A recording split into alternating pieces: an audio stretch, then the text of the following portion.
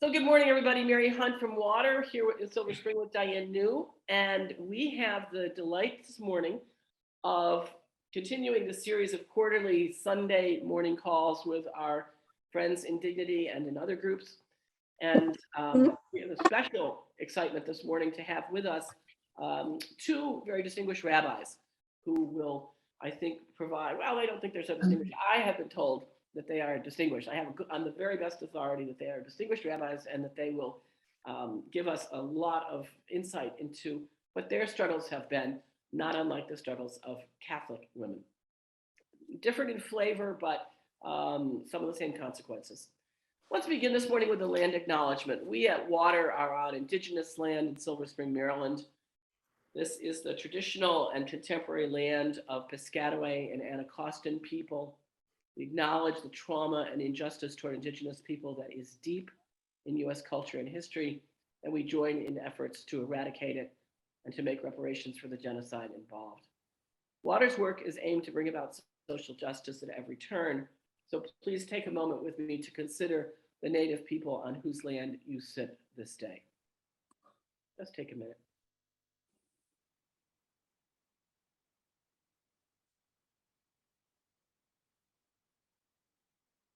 Thank you. Water is happy to collaborate with the Women of Dignity as we explore the many ways people who come from faith perspectives continue to live with integrity in a blatantly unjust world. A world now at war, dealing with systemic racism, suffering from aching poverty, scandalous greed, anti-Semitism, unequal access to basic human needs, and all this on a planet whose climate is changing before our eyes and not for the better. So let me welcome my friend and colleague, Honor Maddock of Dignity, to say a few words on behalf of that group as well. Honor? You're muted, dear. How's that? Welcome, everyone. I'm so glad you could join us. And we so enjoy our collaboration with Water, as Mary said. It's really been a blessing to both groups. It's just so powerful. And I'm so looking forward to hearing from the rabbis today. So welcome, everyone. Thanks, Honor. Let me simply lay out the very basic agenda. Diane New will open us with a very brief prayer. I will introduce our guests and our theme. We'll have input from our rabbi companions and then conversation. We will end just about 12:30. We try to keep this to 1 hour with a brief prayer of thanks that Diane will do. And then at 12:30, we will simply dismiss the assembly for this meeting, but leave the Zoom open for anybody who wishes to stay on and be a part of conversation following what I know will be very stimulating. We do record these, and then we either edit or delete discussions if there's any sensitive information. But due to the value of this kind of conversation for larger justice movements, we like to be able to share the content with the archives. So if you would prefer not to be seen or would not like to have your name included, this would be a good time to go on to the mode which will allow you not to be seen or heard, and just take your name down. So otherwise, I think we're fine. Diane, would you like to start with our prayer? Thank you, Mary. So we come together as the seasons change, as the climate changes, as hurricanes threaten lands and lives, as political choices threaten democracy, as war devastates people and cultures, as guns kill innocent ones, and as so much is in the balance for love, mercy, and justice. We gather today as Jewish and Christian LGBTQIA people to share our stories and to dream how to actualize a future of equality, inclusion, and respect. So this morning, I'd like to invite us to invoke our ancestors. We need them always, and we certainly need them at this moment in time, to guide us, strengthen us, and embolden us.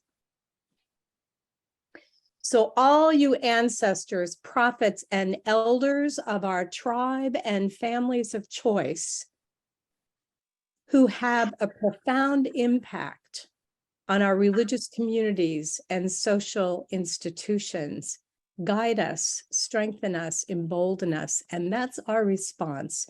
In your space, unmute, but let it be loud, because let it echo throughout the world.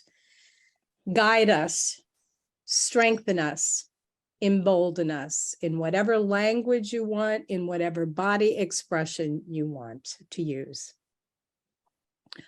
All who fight against racism, sexism, classism, anti-Semitism, transphobia, biphobia, and the intersection of all isms, guide us, strengthen us, embolden us. Let's try it again. Guide us, strengthen us, embolden us. And you're on mute. All you ancestors who are brave and speak truth to power, guide us, strengthen us, embolden us. All you ancestors living with life-changing illnesses, HIV/AIDS, cancer, COVID, and all you loved ones who have died, guide us, strengthen us, embolden us. All you ancestors who, and at this point you can unmute and finish the sentence and we'll respond. All you ancestors who, Mary, you need to unmute. I'm fine, thank you.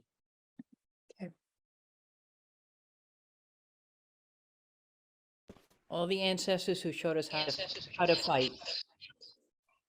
Guide us, strengthen us, Embolden embolden us. us. All our ancestors who lived with integrity, we pray. Guide us, Guide us, strengthen strengthen us, us, embolden us.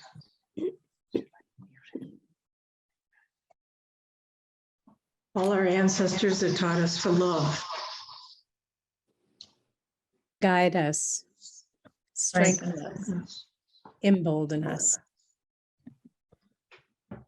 All our ancestors who cherished and passed on the sacred traditions, guide us. Guide us, strengthen us, embolden us.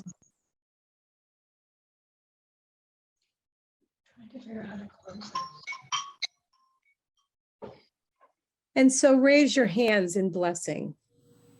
Should we put us on a picture? Divine wisdom, holy love, sacred spirit, thank you for blessing us this day.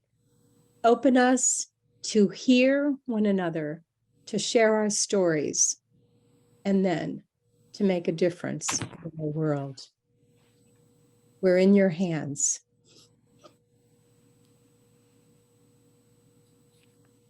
Thank you very much, everyone. I want to just start with a quick introduction of our group, especially for our guests. This group of women from Dignity and Water have been meeting for a number of years now. We've been meeting on these Sunday mornings once a quarter. It's defined as Catholic lesbians, bi, trans, now non-binary, gender fluid folks, and our women friends. We are predominantly, but not entirely white, mostly, but not all women of a certain age, open to and welcoming of younger people and people of color, wanting to include those who are non-binary and to keep the most open door we can imagine. We also think about our future, and we realize that we could learn a lot from leaders from other faiths who have distinguished themselves and gotten results over the long years of their leadership. and LGBTIQA groups. So we met with some Protestant women. I think you'll all remember some of them. Some of you know them, some of them remember them.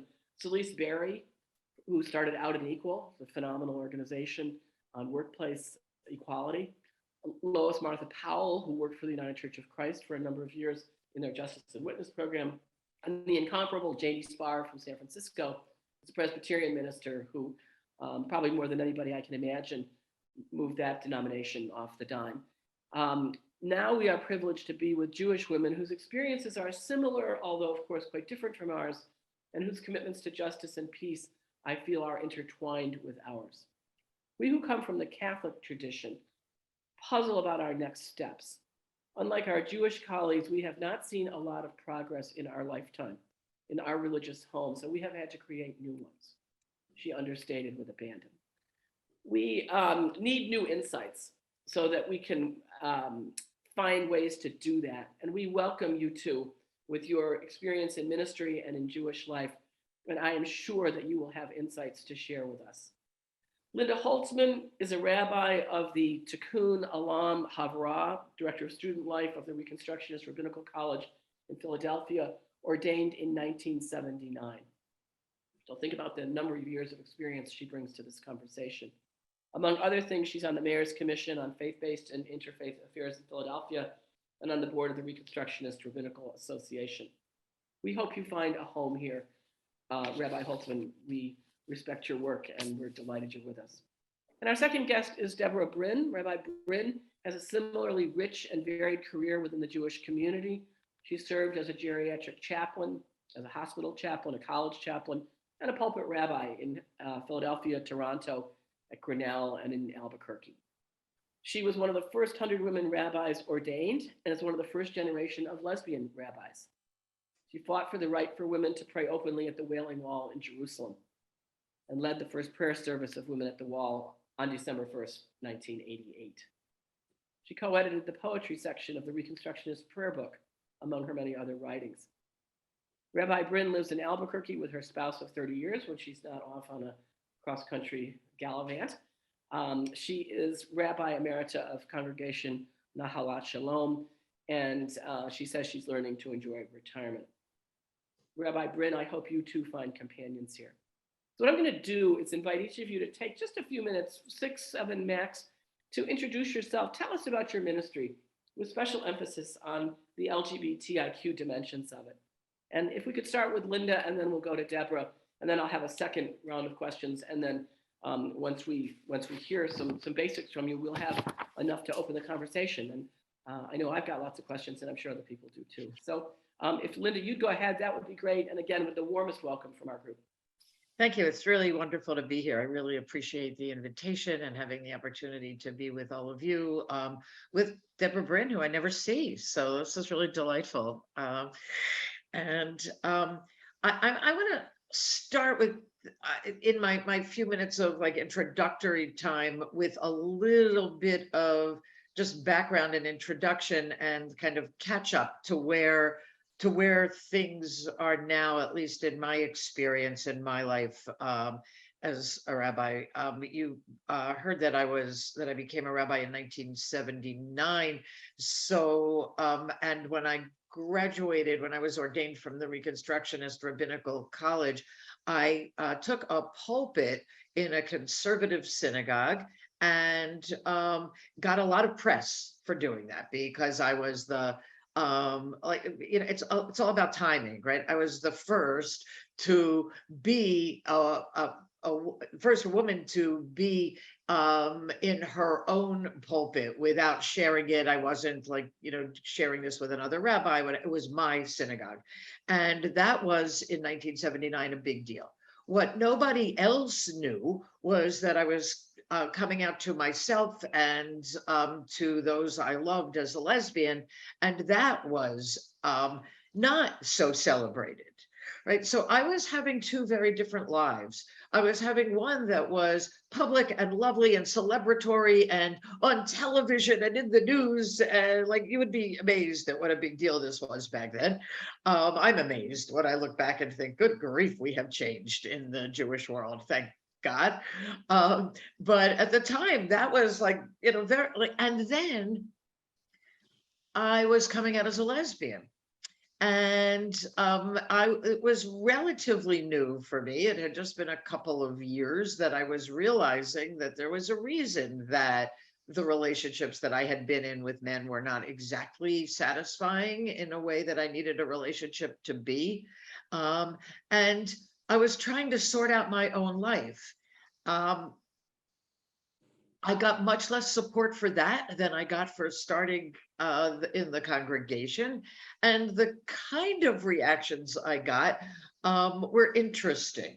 The student body, when I was in my last year at the Reconstructionist Rabbinical College, had to make a decision. It was there was a person, a man, who applied to RRC, who was interested in becoming a rabbi, and who wrote a letter to the college saying, I'd love to apply, I'd love to become a rabbi, but I'm not going to be quiet about the fact that I'm gay.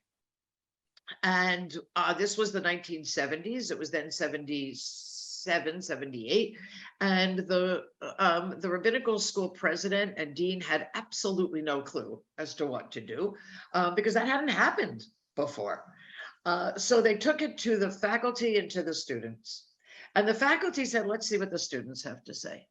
And the students met for a long time, and I sat and watched fairly quietly, because I was coming out myself and I knew I was going to be graduating as a rabbi and as a lesbian. They didn't know that, but I did. And I waited to see what the student body would say. And the student body did a study of traditional Jewish texts, which were fairly negative about gay and lesbian people, legal texts, and said, no, we don't know that we're ready.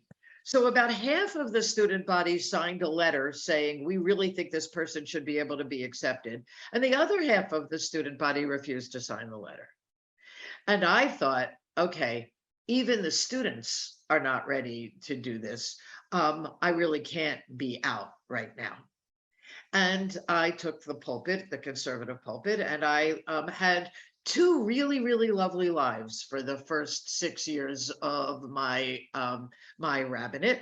I had this great life serving a pulpit, and I loved the work, and have since served other pulpits at times and have really loved that work. And I had a life where I was getting involved with my partner, starting to meet, to get to know her. We were married in 1984 before it could be legal, but we were there. And Rabbi Deborah Brin was one of the co-officiants at our wedding. And most of the people who were there had never been to a same-sex wedding before, because it just didn't happen. It just like, who did this in the 1980s? And when we realized, my partner and I realized we wanted children, we knew that we were never going to ask children to be quiet about who their parents were and about what their lives were like. And I left my pulpit because they were not comfortable with the idea that there would be a lesbian who was in charge of them. And I started working for what was then Gay and Lesbian Synagogue in Philadelphia, because the idea of queer people or LGBTQ, like it wasn't. It was the Gay and Lesbian Synagogue in Philadelphia and the Reconstructionist Rabbinical College, where we worked very hard. And another rabbi and I, Rabbi Herschel Matzief, may he rest in peace, and I wrote a policy opening the rabbinical school for gay and lesbian students. And that happened in the early 1980s. And by the mid 1980s, we were accepting gay and lesbian students. We already had many students who identified as bisexual. And we were starting to figure out whether or not this could work in congregations and in the larger world. Because accepting students at the rabbinical school was one thing. And then would there be pulpits who were ready? Would there be places who were ready to have them serve them? And that was a whole other story. Today, I work at the Reconstructionist Rabbinical College, probably quarter of the student body is either non-binary or genderqueer in some way. There are many people who identify as gay or lesbian. There are very few people who would say, oh yes, I'm heterosexual and that's it. I'm not looking beyond that. And there is an enormous amount of openness there at the rabbinical school. And what we're finding as we send people out into internships is that internships are, congregations in the country are getting to be more and more open. Certainly to gay and lesbian rabbis, there's no question there, and are saying, yeah, I can deal with somebody who's not on the gender binary, who's on the gender binary in a different way. Yeah, I think I can understand that somebody who's transgender could serve us as rabbi, and it's happening more and more and more. And it is extraordinary that from the 1970s till now, that amount of change in the liberal Jewish world has happened. It's really remarkable. One other very short story, when shortly after I became a rabbi, one of my colleagues came up to me and said, I had been out with my class open with them. One of my colleagues came up to me and said, Linda, you shouldn't let anybody know that you're a lesbian. And I said, why do you think that? And he said, well, because it isn't going to be good for other women rabbis. Because it's really going to hurt their progress if it seems as if a woman rabbi is a lesbian and is open about it. You better not say anything. The idea of women rabbis, that's all new. You can't add this to the mix. So it started there. And now we have rabbis who are everyone and everything. And it is such a blessing and such an incredible gift. And I guess I do have one more last thing, which is one of the differences between the Catholic Church and Jewish tradition is that we have a huge, first of all, we don't have like a straight, authority line, like, which makes life easier. But second, because we have multiple movements and approaches, so that the Reconstructionist movement that I'm a part of can be open, accepting, completely okay with queer people. And there are other movements with Judaism that are slower. The Orthodox are much slower in terms of their acceptance, so that it makes it a little bit easier to be Jewish in that way, in terms of having establishment acceptance. That's enough. Well, that's a lot, and thank you so much. It was, it's not only a brilliant history, but it was rendered in a very accessible way to us, and you're absolutely on the money that having those varieties of forms of Judaism, which are considered, at least by most Jews, to be real. We have a lot of variety in Catholicism, but none of it's real other than what's real. So those are some of the problems that we'll talk about, but you put your finger on that very well. And I would just say, from the perspective of this group, many of us remember 1979. Many of us were just finishing third grade or fourth grade or wherever we were in 1979. About a few older ones, but we really have not seen any change of the like that you're talking about in that time period. What I would argue whatsoever on issues related to women's ordination, to women's ministry, to reproductive justice, to any of the issues that we would, much less LGBTQ+, we have not seen one whit of change in that period of time. So I thank you, and I laud your ministry, because you are taking care of people that even probably come from our circles, and they need who you are and what you do. So thank you so much. Let's turn to Deborah, who presided at the wedding. That's exciting. Deborah, you'll need to unmute. And I suspect my friend Rebecca Alpert was somewhere lurking in the scene too. Rebecca is the sister I've chosen in life. We're both only children, and so she and I decided we needed sisters, so we would take each other. Well, you couldn't have picked a better one. She's one of my favorite people. Me too. Go ahead, Deborah. In fact, I tried to corral her today, but her life is such. Deborah, please go ahead. We are delighted to hear from you.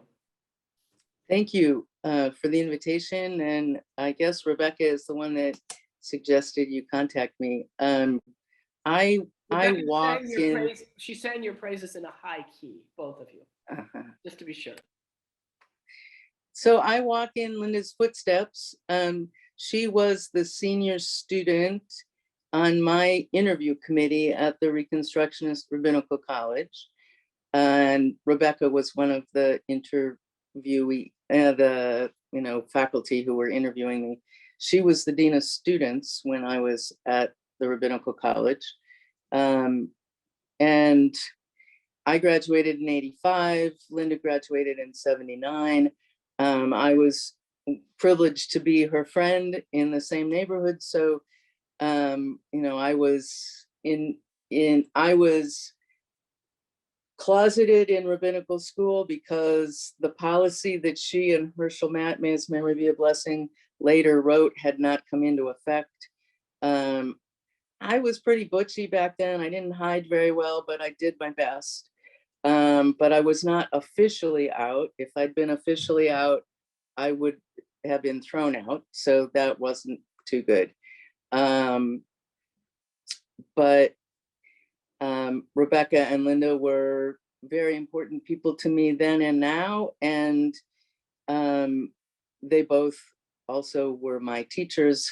A lot of my colleagues, my fellow students were learning how to do weddings, but I was working in a retirement community. So I was learning how to do funerals, and Rebecca and Linda walked me through that. And, having to learn the melodies for high holidays, Rebecca made me lots of tapes, cassette tapes back then. You remember those? After I did successfully graduate from rabbinical school, I took a pulpit in Toronto, Canada, and I was the only woman rabbi in the country. I was not the first, but I was the only. So that was also a big news splash. As Linda said, timing is everything.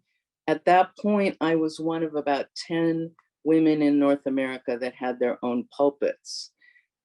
So unlike the Reform movement, where you have to be an assistant rabbi first and then an associate rabbi, and then maybe you get to be a senior rabbi, in our movement, the Reconstructionist movement, you're it, you're it. So I was in my rookie gig and making lots of history, and it was 1986 when I started in Toronto. In 88, I went to Jerusalem to be part of the first International Jewish Women's Conference, and I was presenting on domestic abuse in the Jewish community, and found myself one of 2 women rabbis out of about 1,000 attendees, and they wanted me to. There was an Orthodox group of women who wanted to have an Orthodox women's prayer service at the wall, and they wanted me to do it, and I refused twice because I had promised myself I wasn't going to pray in a space that was segregated by gender, and the wall is segregated by gender. There's a huge space that's available for men, and there's a fence and a small space for women. But the third time they asked me, I gave in, and that's how that happened. And there's now still, after that, a group of Israeli women started Women of the Wall, and they're still praying there once a month on the new moon. They were arrested. It became illegal to wear a prayer shawl or a yarmulke, a head covering, at the wall to sing out loud. That became illegal, and women were arrested. There were fights. The men beat up the women. It's a whole long thing. If you're interested, look up Women of the Wall. They're now trying to make a legal space for egalitarian prayer at a different section of the wall, but that's been very controversial. People are still being attacked by the very traditional male students. So that's not so cool. Back in '86, Debbie Friedman of blessed memory, who was a singer-songwriter, very, very, very influential in the liberal Jewish community. She and several other people started a gay and lesbian, back then just gay and lesbian, Jewish professionals, not just rabbis, but there were rabbis and cantors and social workers and therapists and all kinds of people. And we gathered in California and Los Angeles the first time. We didn't know where we were going. It was so secretive. There were so many people who were terrified of being outed and losing their jobs. So you were supposed to go to a particular gas station. Some of us went to gas stations. Some of us went to restaurants. Some of us went to grocery stores. There were different places where you made a phone call and then they told you where you were going. It was called Amenu, which means our people. We had originally wanted to call it Aron HaKodesh, which means literally the Holy Ark, but also the Holy Closet. But we decided not to do that. And Amenu met for 3 years, and then we disbanded. But that very first time, people were so excited to be together and to get to talk to one another and to share stories.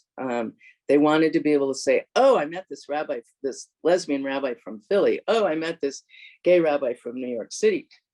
Well, I completely freaked out. Confidentiality is one of those things that just, for about the first 20 years of my rabbinate, just freaked me out. Because I was the only woman rabbi in Canada, you couldn't say, oh, I met this great lesbian rabbi from Toronto, or this stupid lesbian rabbi from whatever, but you couldn't say lesbian rabbi and Toronto in the same sentence. So I became the rabbi from Mexico City. That was my moniker. Ironic that later I moved to New Mexico, but I was the rabbi from Mexico City for quite a while. Those were the days when women were interviewing for pulpits. I remember a straight, a heterosexual colleague who was a couple years ahead of me, who was interviewing for a pulpit, and she didn't shave her legs, and that was a problem. That was, there were all kinds of reasons why you didn't get jobs back then. Other women had very high voices, and that was a problem. I have a low voice, and that seemed to be an advantage for me. But it's been quite the journey. After Toronto, things really blew up there because my then partner and I had a commitment ceremony, even though it was private, invitation only. Couple of my board members freaked out and went after me, you know how this goes. And so even though I had been very successful there and had been hoping to stay there and had gotten a contract renewal, which was historical at the time, I was the first gay or lesbian rabbi to get a contract renewal rather than getting fired after coming out. But the commitment ceremony put the kibosh on things, and I left there burnt out, certain that my life was over, my professional life was over. I had no idea what I was going to do with myself. And I drove to Albuquerque. My relationship fried, but well, first I left the congregation because that didn't work. And then about a year later, the relationship fried. And so I got in my little car and I drove to Albuquerque.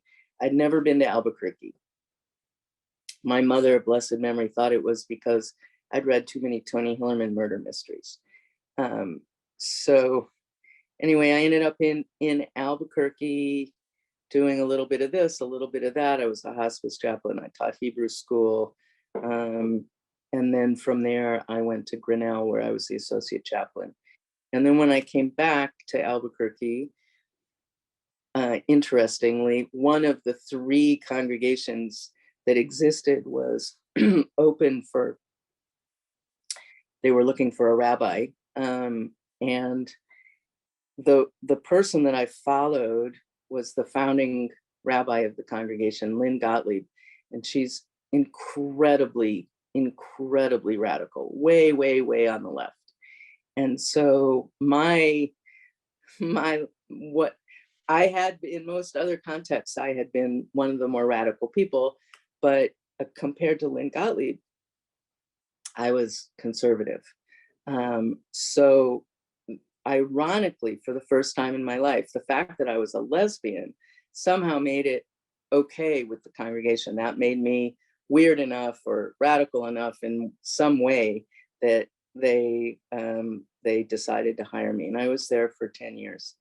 And it was a great relationship. It's actually a Jewish renewal congregation in the tradition of Zalman Schachter Shalomi. And unfortunately, they ran out of money, so I had to leave and get a job, and I became a geriatric care manager. So and now I'm Rabbi Emerita there. I've been doing High Holidays for the last 3 years, and I lead services on Shabbat morning about once a month. So that's my background, but I definitely walk in Linda's footsteps and Rebecca's footsteps. They were incredible role models for me and friends. Thank you so much. I would rather say that you walk very well accompanied, and so do they, by you and people like Lynn Gottlieb, because I think she was at Stony Point, wasn't she, for setting up is she the one who was setting up the interfaith community at Stony Point? Am I got the right person? I think. Could be wrong. It could be. I wind up working with Lynn a fair amount on Israel-Palestine work. I'll look it up. She seems to do a lot around the country in different, yeah. Yeah, very talented woman. As was, by the way, you mentioned the musician, Deborah Friedman was an extraordinary musician that those of us in the non-Jewish community have benefited from, and really appreciated her work. Well, those were two great overviews. I'm going to ask you each a very quick question. It's going to be the same question, and just literally a very quick answer. And I'll start with you, Deborah. For Catholics, and most of us on this call are at least cradle Catholics or people who have been involved in the Catholic tradition for some while. We may or may not be involved in the church at this point. Some are, some aren't. But I would argue that our progress on social issues has been enormous in terms of opinion change. But we Catholic women have changed the opinion. I mean, that's why the numbers are dropping like stones, because we have changed the way people think about what it means to be Catholic, and they walk right out the door and they take their money and their kids and everything else with them. So I want to give us a lot of credit for that. However, when it comes to the institutional level, in terms of creating the diaconate for women, creating the priesthood for women, making space for out LGBTIQ, healthy, happy, holy people to be in ministry, we have made no progress. On reproductive choice or reproductive justice, we're moving backwards.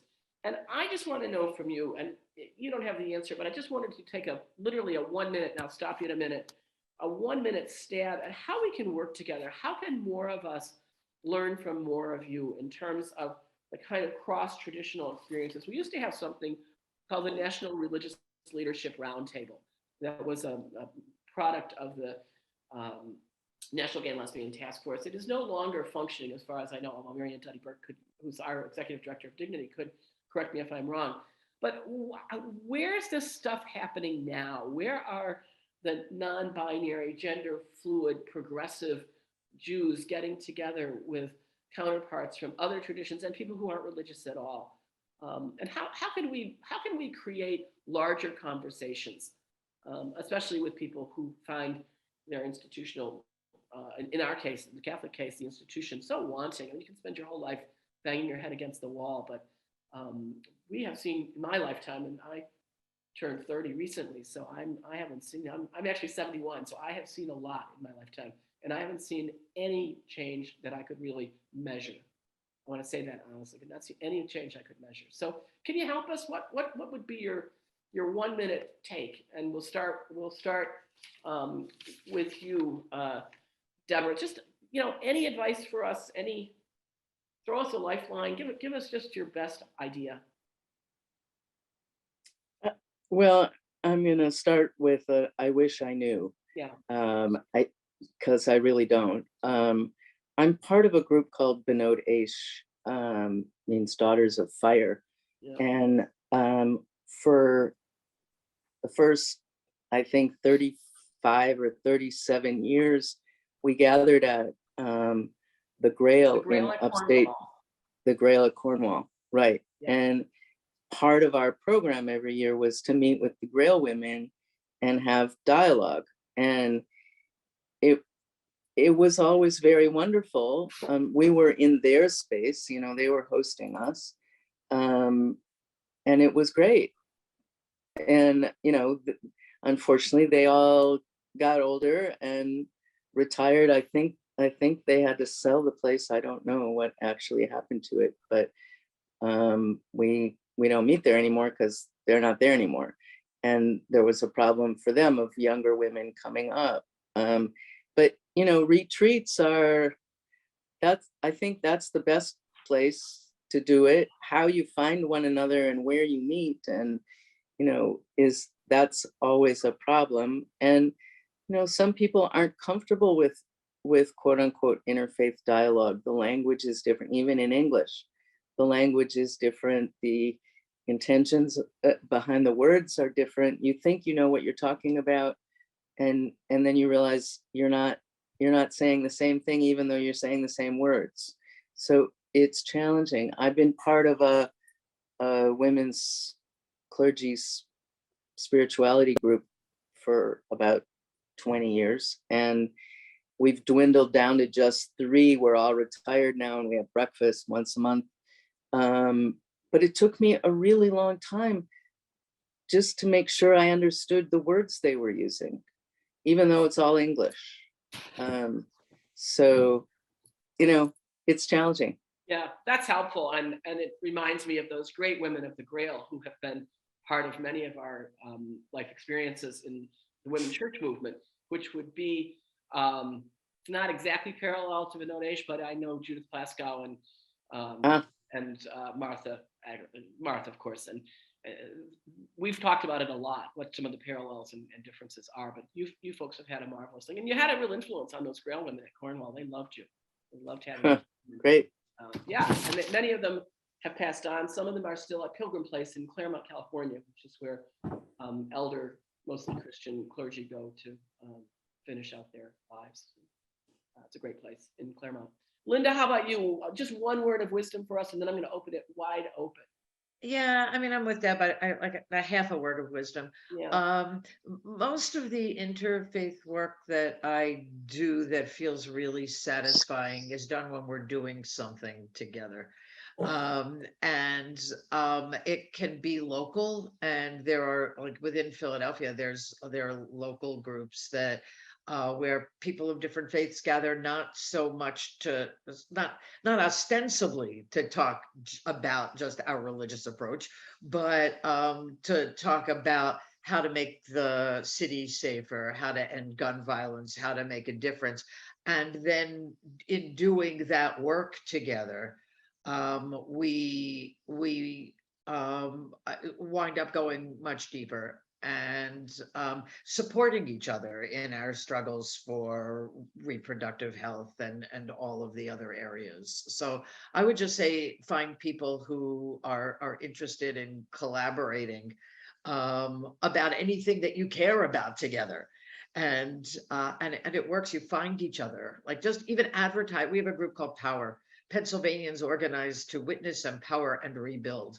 And it's gotten to be quite large. Within that are groups of women and others who just want to be together to make a difference and to share with each other how to build the power to do it. And then we all take that home to our communities, and that's how things grow, even when the church is not so positive. Yeah. Thank you so much. We recognize that we are what we say in Catholic in extremis. We're in an extreme situation. And of course, one of the good things about being in extremis is that the history of the term is that anything goes when you're in extremis. It's why Catholic parents can baptize their babies without a priest because they're in extremis, the baby's choking on, the pacifier or something. So so we consider ourselves permanently in extremis. So that's why we have our women church groups, our prayer groups. We have very gifted spiritual directors. We have a lot of very kicking up dust women in religious congregations who are sometimes quite generous in sharing their ways. So we're not bereft, but we're sure not where you are. Floor is open. I'm gonna just invite people to raise their hands using the raise hand button at the bottom where it says reactions. Just put that hand up, just as I've done. When you finish, take the hand down.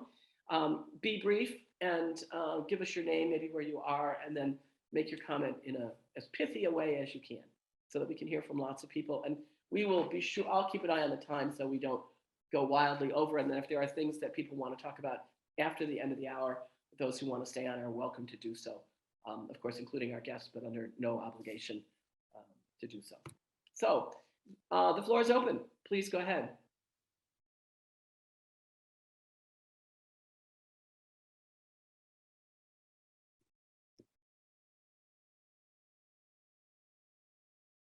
Marcy Silvestro from Santa Fe. Hi, Deb. I want to say I'm from Santa Fe, so we're neighbors in some way. Listening to your stories, it just recollected our journey in women's ordination and women church, and I think in some ways we are where you are, but not in an institutional manner. We have claimed our power, and I was lucky enough to work. I was a campus chaplain in New York City at Manhattan College, and I worked with Lynn Gottlieb a lot. She was amazing to work with. But I think we have to realize in our interconnectedness that our tradition comes from Jewish roots. We seem to forget about the Kabbalah and the mysticism, and really looking at the depth of what we all bring to the table. And I think that's what Dignity and Water and other groups have really tried to continue to do. So I thank you all for your courage. I just wanted to say that, for coming out and taking a stand and doing the social justice work you all do. It's really, really important, because one of our things in women's ordination and women churches to turn around and help the next woman who is questioning, or the person coming out, or the person who's afraid that if they did Eucharist, they would get struck by lightning. So I honor your journey, because it does in some ways reflect what many of us on these Hollywood squares here have been doing. But our institution, forget it. It is not there. So we have created our own churches in many ways, and that has been a blessing. I think the biggest thing that came out of our movement of women church and women's ordination was feminist theology.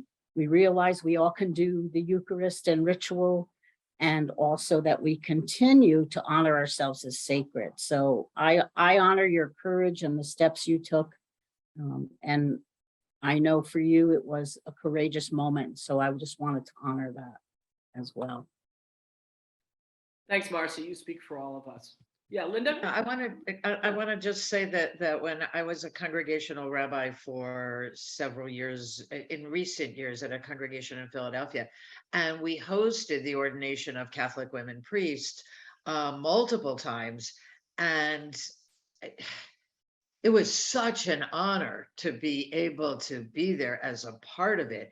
And it was always such a moving, maybe some of you were there. It was such a moving and beautiful ritual. And there's just a lot of promise, because there was so much energy. And and it was really Catholic. It was real, whether the church thinks so or not. It was very real. Thank you both. Who's next? Please go ahead. Yes, honor. Thank you for sharing your stories. I second what Marcy said, but I'm thinking we've almost made our own version of Orthodox, Reform, Enlightened. It's we find what we're comfortable with. And And when people say to us, oh, how can you be Catholic? I said, we're enlightened Catholics, which is reformed, which is, so I think that's where we're finding our comfort in our way kind of thing. So your traditions has guided us as always, because as Marcy said, we had the same roots. Thank you. Thanks, Honor. Mary Ann Duddy Burke, and then Marie Hogarty. Yeah, thank you so much for being with us today and for sharing your stories. And I am, as always, so moved by the ways in which both our gender and sexual orientation need to be considered together when we talk about the journey of women in faith communities. My best friend from college is a rabbi, and she and I have been working together on sort of trying to figure out some things about the ways in which how Judaism has really transmitted through the ages with such an emphasis on home-based rituals and the role of the mother in leading Sabbath prayers and other rituals, and how that really disappeared in many Christian traditions, especially Catholicism, as we became much more institutionalized. And I wonder if you can speak to that dynamic at all in your practice, and how that may have impacted the ways in which openness to gender and sexuality questions have played out in our different experiences. Thank you. Anybody? Deborah? Well, these days, especially in New Mexico, teaching the kids is not enough. We have to teach the parents also what to do at home, and how to do Jewish.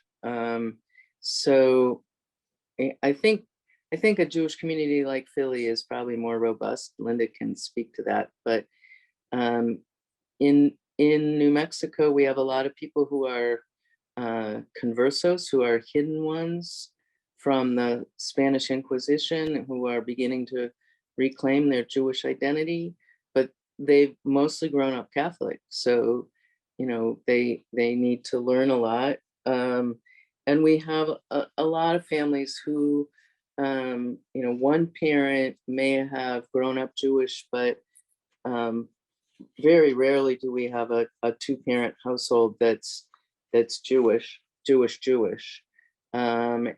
So for us, teaching the family is really, really what we need to be doing. And we have a 1 day a week Hebrew school, so for an hour and a half. So the goal is to have it be fun and engaging, and have them like it and enjoy being there, so that when they get older, they may decide that they want to learn more and be part of a Jewish community somewhere. Linda? Yeah, sure. Who was your college roommate who's a rabbi? I bet we know her. Bathsheba Appel. Bathsheba Appel, no. She's in Omaha now. She's made a career of being an interim rabbi and has moved all over the country, serving interesting congregations for a year or two. So yeah, what an interesting career that is. Oh, absolutely. Thank you. So in Philadelphia, by far the most dynamic community is a synagogue in West Philadelphia that is called Tzedek. And Tzedek's rabbi is transgender, and its membership is a huge blend. It's racially diverse in a way that much of the Jewish community is not. It's diverse in terms of gender in every way. The religious school is alive and vibrant and growing, and there are more and more and more classes. And the key there seems to be openness and excitement that gets transmitted from the leadership, and also the parents who have found themselves in a place where they're accepted and welcomed and loved when they didn't before. And there's something about that new energy that is just open. So it's not that there is women's ritual and men's ritual and that there are things that women still do at home, because at least in this community, everyone does everything. And that expansiveness to everyone can do everything. Everybody lights candles, everybody does the blessings, there's something about it that's so wonderful. And people see themselves reflected in their community, no matter what they look like and who they are. And that's very exciting. So they give me hope. Thank you, and you give it right on to us. I'm going to let Marie Hogarty ask her question or make her comment, and then I'm going to do the closing announcements, and Marianne Duddy Burke, if she wishes, will also make any closing remarks from Dignity, and then Diane will close us in prayer, and then we'll continue conversation after the half hour. But I don't want to hold people up who have committed themselves for an hour. So Marie Hogarty, you would be next. First, I want to thank both of the rabbis for sharing their stories. I've learned a tremendous amount from you. And I just wanted to let Linda know that I was at the ordination of a Roman Catholic woman priest in Philadelphia on what I remember is one of the hottest Sundays in April in 2008. And it was such a welcoming place for us to be. So if you were there, I thank you personally. If you were not, I thank you were there. Okay. Marianne Shotley founded the Sophia community in Northwest New Jersey. And I've been a member of that community from its inception. So we're very grateful that you were able to give us that space. And that's all I wanted to say. Thank you very much. That's a tribute to the hospitality we've come to experience in so many Jewish communities with great gratitude. I'm going to make just a few announcements, and then we'll, as I say, those who wish will continue. Diane New will be doing a liturgy on Tuesday, October 18th. That's this week at 7:30 in the evening. Walk in Providence with Mother Theodore Guerin, who is one of the few American women saints of the Sisters of Providence of Terre Haute, Indiana. It'll be a wonderful liturgy, I'm sure. We will have on Wednesday, the next day, a talk with Rabbi Tova Spitzer on her new book, God is Here, Reimagining the Divine. I see some nods. It's a book I like a lot, actually. I think there's some very interesting things in it, using language and imagery for the divine that helps people across the board. That will be on Wednesday, the 19th at 1 o'clock in the afternoon, Eastern Time. There'll be a water meditation next month on November 14th, which is a Monday. And then the next meeting of this group, which is most relevant, will be on Sunday, November the 27th. And that will be the Sunday of Thanksgiving weekend. And it will be a time for us to celebrate festivals of light. Same time, same station, 11:30 Sunday morning. So I give you those tidbits for your calendars. And I want to thank, in a very profound way, our guests. And not just to thank you, Deborah and Linda, but also to thank your many colleagues, some of whom we've mentioned and others we haven't. Talk about ancestors. Talk about standing on the shoulders of people. Talk about contributions to a much larger public than the Jewish community. I mean, I think of so many of the women that you've been connected with and that you are and what you do for all of us. So I want to just offer that with great thanks. Diane, would you like to do the closing prayer? And then, I'm sorry, Marianne Duddy Burke, you have some announcements from Dignity, and then Diane, I'm sorry. Yes, and again, I join Water in thanking Linda and Deborah for here very profound conversation and presentations. Thank you for sharing your stories. Just a reminder that the Women of Dignity Monday night Zooms continue. The next is this the 17th. So they begin at 6:30. If you have questions about that, please contact us and we'll get you on the list. Also want to urge everyone on this call to consider joining Dignity USA's upcoming membership meeting on November 12th. It begins at 2 p.m. Eastern Time, 11 o'clock a.m. Pacific Time. Really important to have our voices represented in that session. Mary, thank you for mentioning November 27th. And also just want to let everyone know that Honor, Mary, Diane, and I had a very successful meeting this past week to plan our joint activities for 2023. So you'll be getting a save the date memo very soon with the upcoming calendar. So look forward to that. Thank you so much for being here today. Thank you, and congratulations again to the various Dignity chapters that are celebrating their 50th anniversaries, including last night here in Washington, and well, I'll continue the celebration tonight, but there will be others. Go ahead, Diane, if you'd close us in prayer, that would be lovely. Thank you.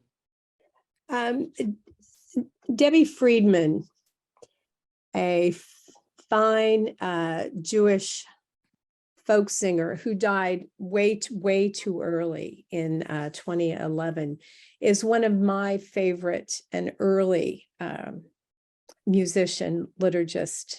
And I'd like to just use some of her words for the closing today. She has a song, The Water in the Well. You know why I like it, of course. But we've been talking about the well that's inside of each of us, the stories that have come forth, the power that's there, the connection that's beyond us to the divine, however we say it. I won't sing her song. Next time we'll play it, maybe. But the verse is, oh, the water in the well and the healing in the well, the women and the water and the hope that's in the well. For the memory of the women, for the memory of the well, for the ones who came before us, their stories we must tell.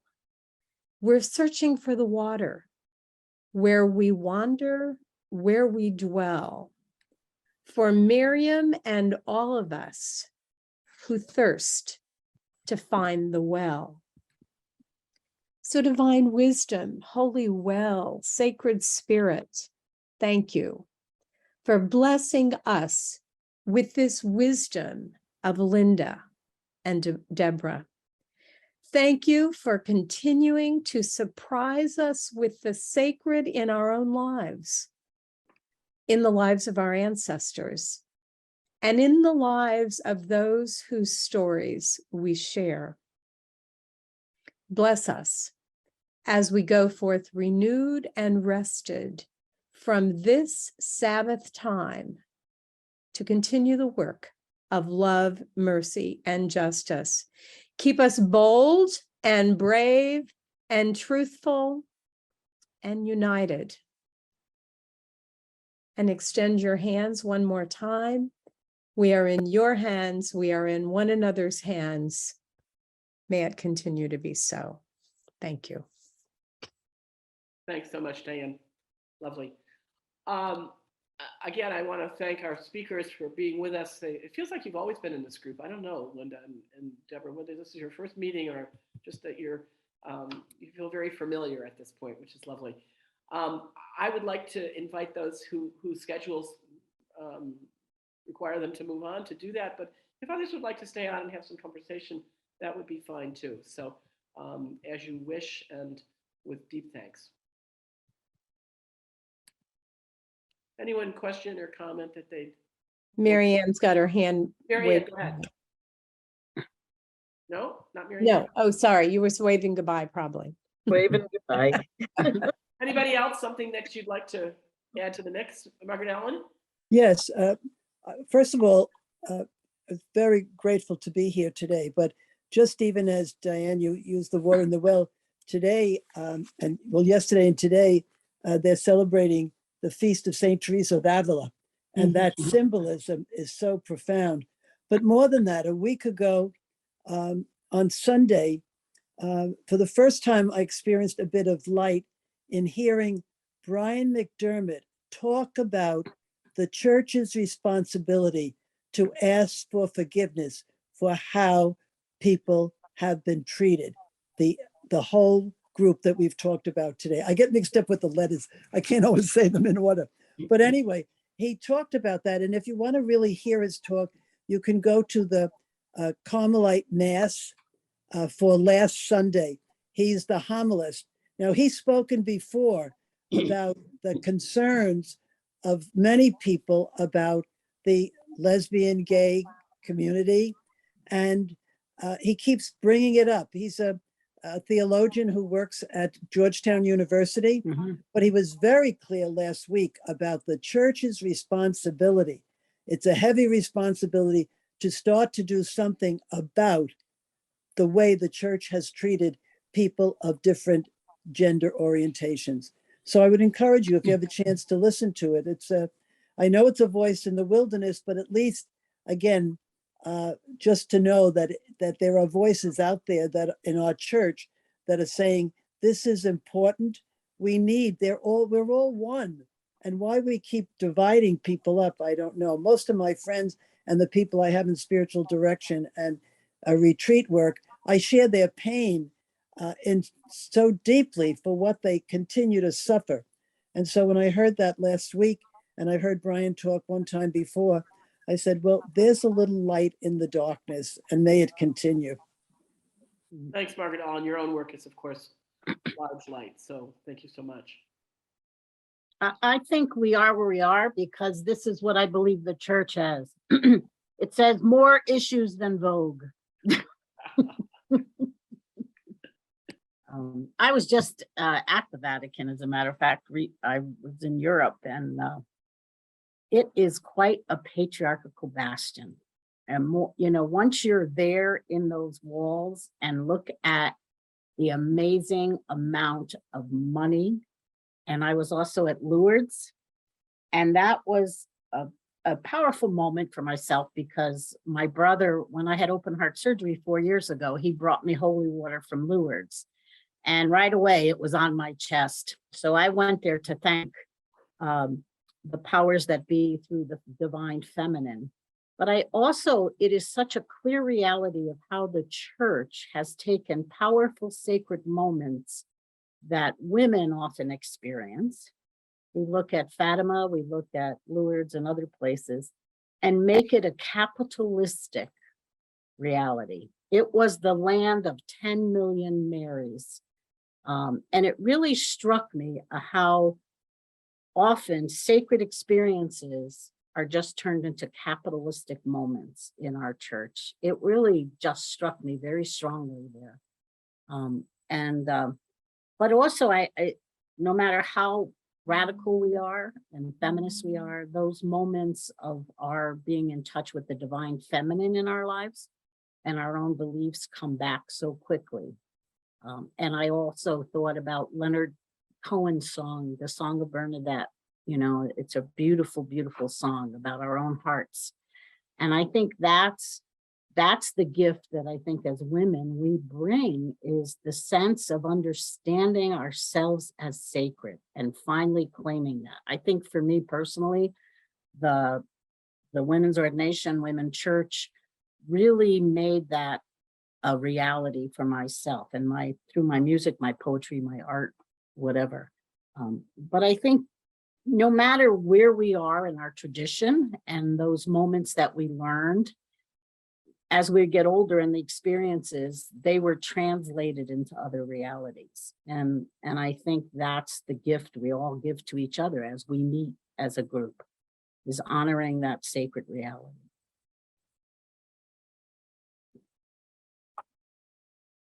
Thanks, Marcy. Anybody else? Yeah, Kathleen? You have to unmute here.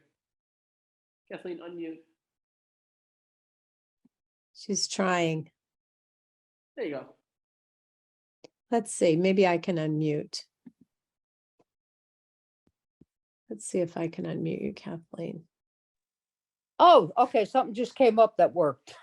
Okay, got it. I enjoyed this so much, and when Linda was referring to 1979, it's probably the most important year of my life, and I hadn't thought about it, but ever since you mentioned that year, I've thought about it, because that's when I met the love of my life. Until then, I didn't know I was anything but an ordinary mother with 3 children. in the wrong place in my life until I met her. And I often felt I was always very faithful. I went to church by myself. My family did not go to church. This was all something that I initiated. I did not go to Catholic school. I did not know much. I was self-taught, and I felt secure when I was in the walls of the church. And without having fallen in love with a woman, I probably would have just stayed that way. And instead, I not only became so questioning, but I also jumped ship. I don't think of myself as a Catholic anymore. And 1979 was a year when so much was going on. And it also made me recall that Sally Ride wouldn't tell people that she was a lesbian because nobody, the same reason that Linda had, that it would make it bad for other women to become astronauts. So you're right up there with the astronauts, Linda.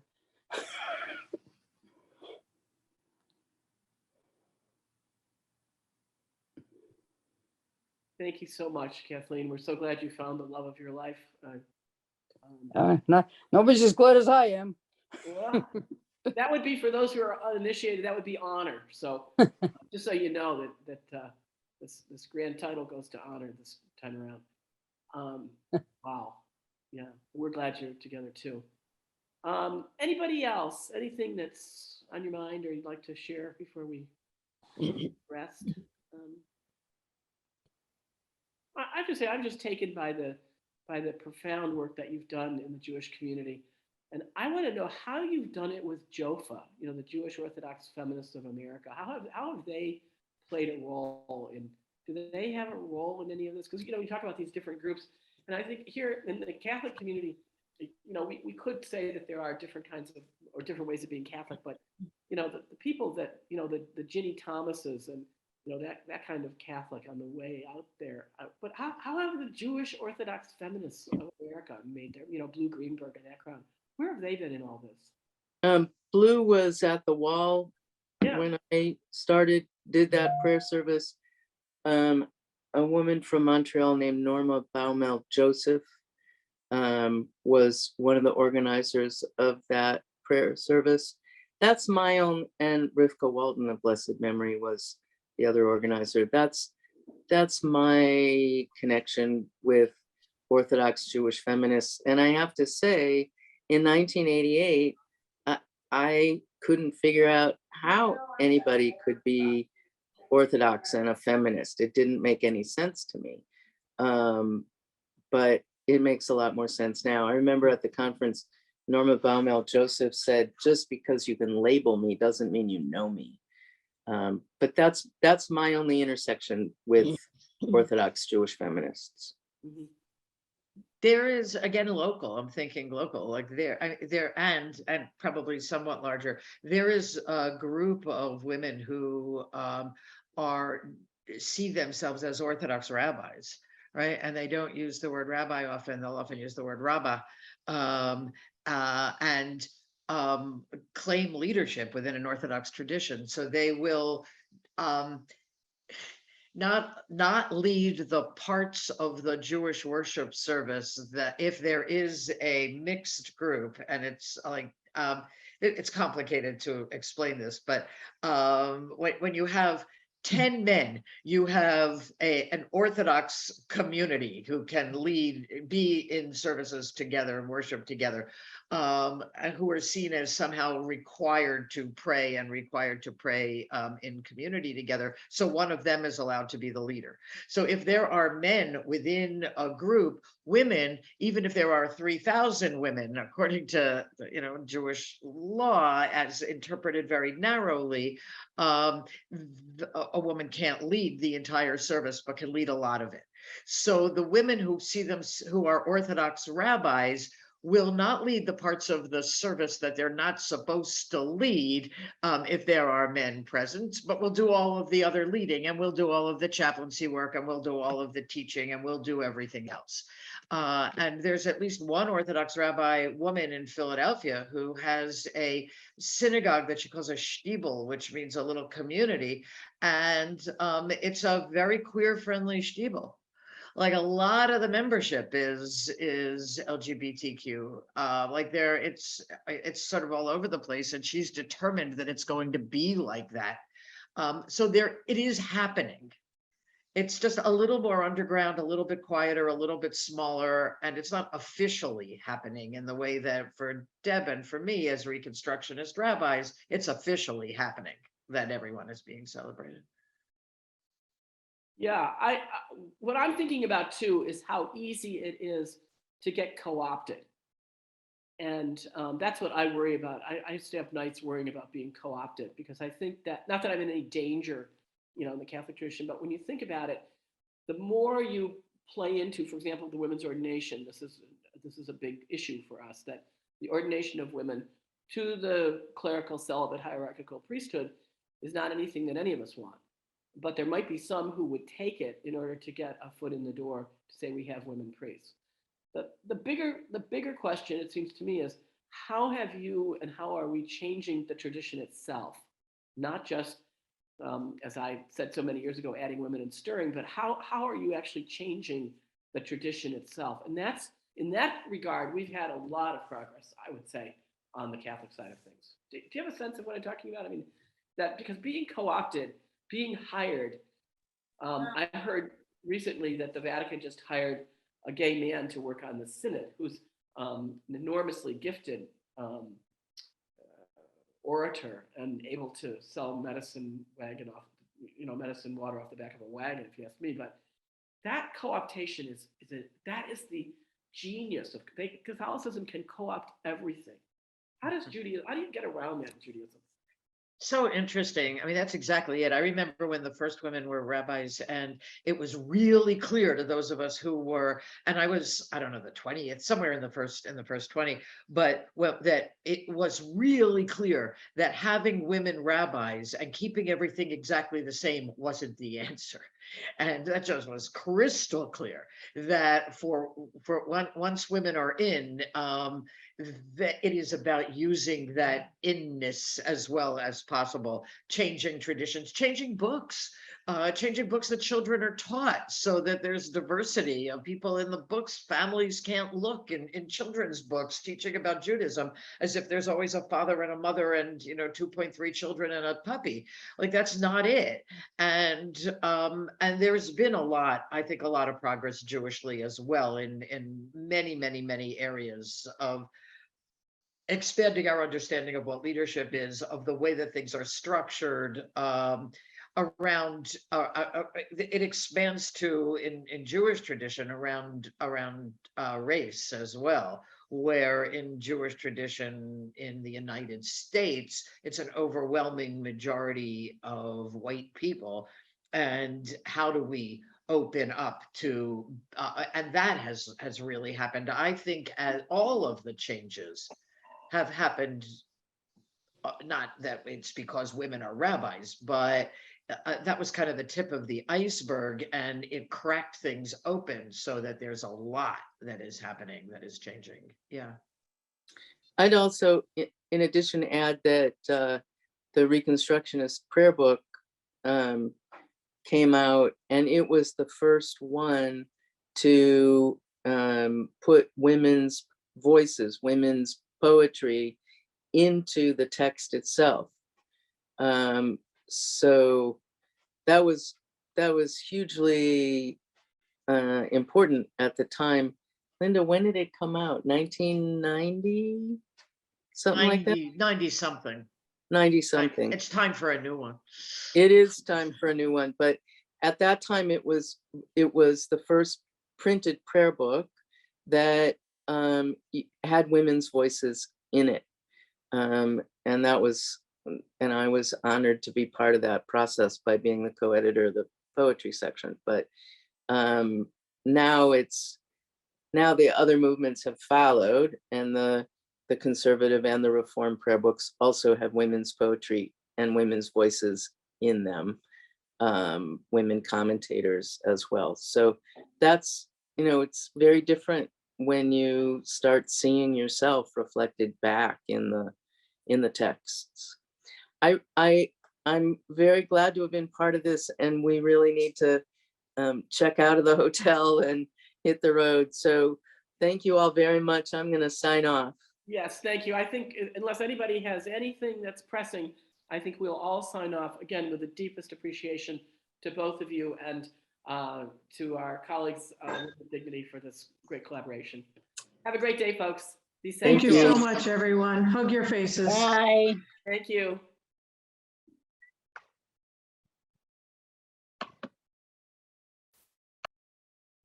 Maureen Hogarty, great to see you with us.